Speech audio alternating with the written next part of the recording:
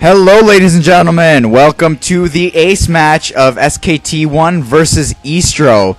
I cannot believe that it made it this far, in all honesty, but apparently SKT1 needs some frickin' help in the Zerg department. This is Bisu versus Hyvva. Okay, without any further information, I just want to know what Mooney thinks about how this matchup is going to go. He's seen a little bit of Pro StarCraft, so we're going to see if he's seen the right stuff. Who do you think is going to win this match, just speaking off of pure statistics? Well, I'm going to have to go with Bisu, but lately... Well... No, it's Hyvva. No, it is? Yeah. Well, I don't know, man. I haven't really seen too much of Hyvva, so I wouldn't exactly know. And you're just putting me on the spot here, and it's going to make me run and cry away. The map is destination. Alright, the map is destination. I didn't see the colors either, but yeah. Alrighty. Yeah, so Mooney has seen the right stuff, as we all know. Bisu is definitely the man, and yeah, he's gonna win. I'm trying to come up, like, usually when there's a big name player who's just going to win, I try to come up, unless it's Jaedong, because Jaedong's like more of the man, especially with his tectonic dancing. If you guys haven't seen that, YouTube Jaedong tectonic dancing. Yeah, that is something to be seen for sure. So we see the pylon going down here, which means what build? I don't know. He doesn't know. It's called the Forge what? Oh, the Forge Fast Expand? It's the Forge Fast Expand. Mooney knows his stuff, okay? He plays Terran, and he knows how to play a PvZ. This guy is the master, all right? So anyways, he's going for the Forge Fast Expand. But yeah, well, like I was saying, when there's a big-name player, I try to find a way that the Hyvva of the matchup can win it. Unless it's Jaedong, because he's going to win, or something like that, or if it's Flash, because I love Flash. And yeah, I'm trying to think of it, and I just don't know. I don't think Bisu is very susceptible to anything.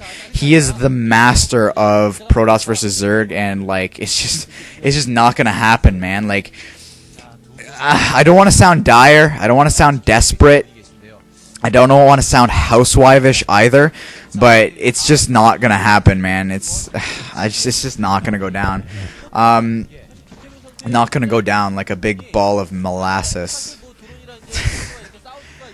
Yeah. Okay, so we're seeing the Nexus being thrown down first, and the hatchery is going off in the third base position. It's a little bit awkward, but I think he just didn't want to get halted from, he didn't want to get C-blocked from the probe, and the probe is just going to go and C-block. He's like that douchebag wingman who just is a douchebag and smells bad. You know, he's the master of C-blocking. That's what this probe is, okay? That's what most probes are. But it looks like it's actually doing it. It's actually doing a very good job of, yeah, and there's the pylon going down, going to force that hatchery to be put in a very, very off location, if he even decides to put it down at all. So a very nice choice. I always do this in PvZ all the time. I am a Zerg player, but when I do my PvZs, this is what I do.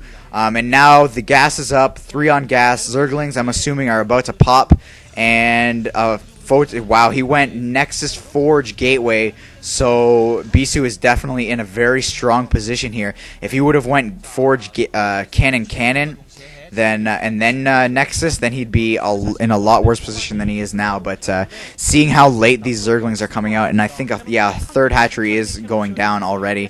So, and the layer is morphing in the off position. I think that might throw Bisu off a little bit for his timing, but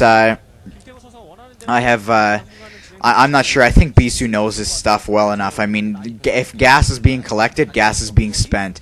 And the only thing that gas can be spent on is either a Hydralisk Den or a layer. And I'm assuming because the Hydralisk, or I'm assuming Bisu assumes that since the Hydralisk Den isn't in the main base, then then the layer's going up somewhere else. Thank you, Mooney, for catching me on that one. I ADD a lot. I think I have ADD, but I haven't been technically diagnosed with it yet. So if I ADD out of a conversation or out of something I'm talking about, then watermelon and hot dogs and stuff. But okay, so Mooney, have you seen a lot of this 5-hatch Hydralisk build? Not really. Not really. I wouldn't expect so because you haven't seen a lot. And when he does watch it, he watches Terran games because he's a Terran player, so he's got to watch his Terran stuff and learn the builds and stuff. But he already knows it. He's the master. He knows Kung Fu and stuff, and he's all over the map. If he learns something, he becomes a master at it. He's like a 5th degree black belt in like pylon building and stuff, and like I don't know, he's all over the map. He's got his degree in like marine micro and stuff. He's getting his masters in Zealot and Dragoon micro and storming and stuff. So like, he's pretty good. But anyways, it looks like Bisu has been skipping corners, cutting corners all day in this match because he just now is getting his second cannon after a Stargate.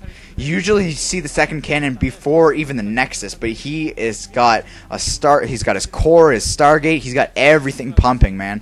And these Zerglings are now trying to get a run by here, but this Zealot is definitely going to be able to block this ramp. No! That Zealot would make a good wingman, not C-blocking very well. Yeah, those Zerglings are definitely getting in the base here, but these probes are on a frickin' mission to get rid of these Zerglings, and the first Corsair is out and it's on the map, so it's gonna do some damage. I must say, I didn't see much tech up for. I saw the Spire going up, but I didn't see much other than that. And I don't think the Scourge are gonna be out in time for it to save the first Overlord here. Hydralisk down now is going up, so we're gonna be seeing that typical 5-hatch Hydralisk build.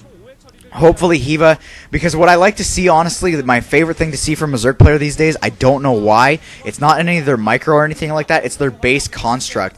It's so nice to see how well they can construct their base to fend off the enemy. I mean, usually the sunken, my voice is cracked there, usually the sunken placement is just mass sunkens in the front, and that's pretty much it. But the base construct is really well here. And a sandwich maneuver almost coming in here. Definitely not making a sandwich out of that Corsair. I would not order Corsair at Subway for sure.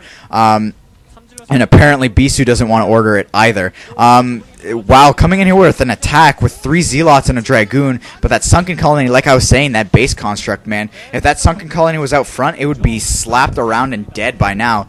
So getting 1 drone kill there, not too bad of a trade for, shields, but at the same, okay, so these Scourge, and he stopped on the Nexus, very, very bad play there. He finally gets to the cannons, and he just gets denied. It's like waiting, it's like that person who waits for their husband to come back after being at sea for so long, and then he finally gets back, and then a pirate just blows his ass up as soon as he hits the shoreline. You know what I'm saying? 15 years of waiting. But anyways, so yeah, definitely not too good of a thing there for Bisu losing his first Corsair. But DTs are now out in the field. Sorry for missing that.